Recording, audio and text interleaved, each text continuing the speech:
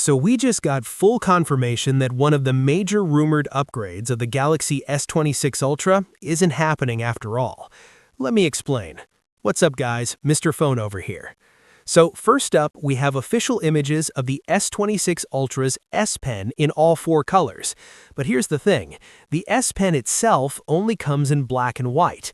Samsung is just matching the clicker color to the phone. You can also clearly see the tapered clicker end, which once again confirms that the S Pen can only be inserted in one direction, just like the OG Galaxy Note. And honestly, that can get a bit annoying if you are a frequent S Pen user. Now let's talk about that big upgrade that's not happening. Ice Universe has confirmed that the S26 Ultra does not have built-in magnets. Magnetic functionality will still rely entirely on magnetic cases, just like the S25 Ultra.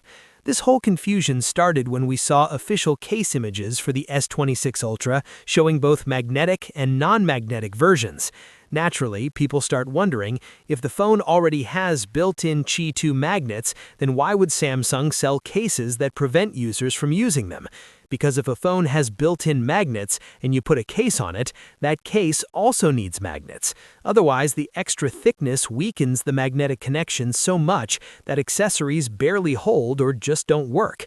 That's why almost every official case for phones with internal magnets include magnets inside the case as well.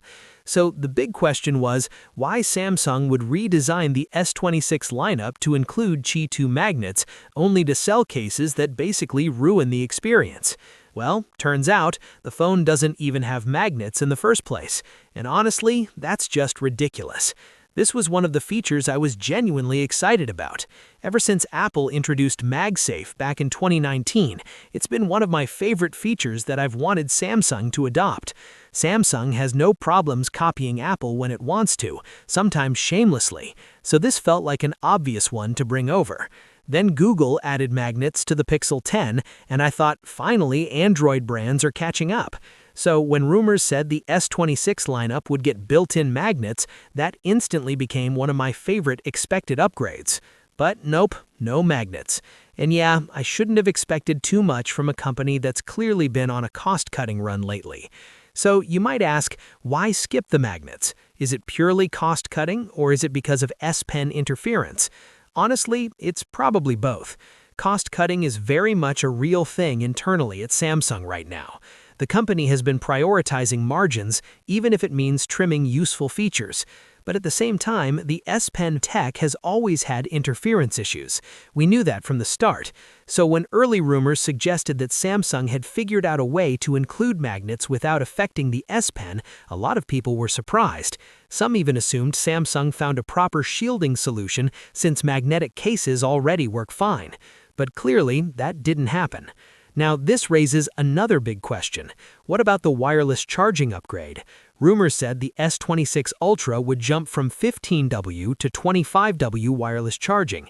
Is that still happening? Well, probably yes, but with a catch. The 25W wireless charging speed appears to require a magnetic case. That's how Qi 2 ready phones work. You need proper magnetic alignment to unlock the higher charging speeds. Without magnets, you're likely capped at 15W. The box for Samsung's magnetic charger even mentions that you need a magnetic case to get the full 25W wireless charging. So basically, use a magnetic case and you get 25W. Go caseless and you're probably stuck at 15W. And this is where the disappointment really hits for me. I don't use cases. Built-in Qi 2 magnets would have been a huge upgrade. Magnetic car mounts, snap-on power banks, clean desk chargers, all of that would have just worked. Instead, we're back to regular wireless charging. Now, if you're someone who always uses a case, this honestly won't be a big deal. You'll still get magnetic accessories, you'll still get 25W wireless charging. For most users, the experience will be fine. But this is supposed to be the Ultra. If any phone in Samsung's lineup should have zero compromises and the best possible hardware, it's this one. You don't cut corners on the Ultra. That's literally the point.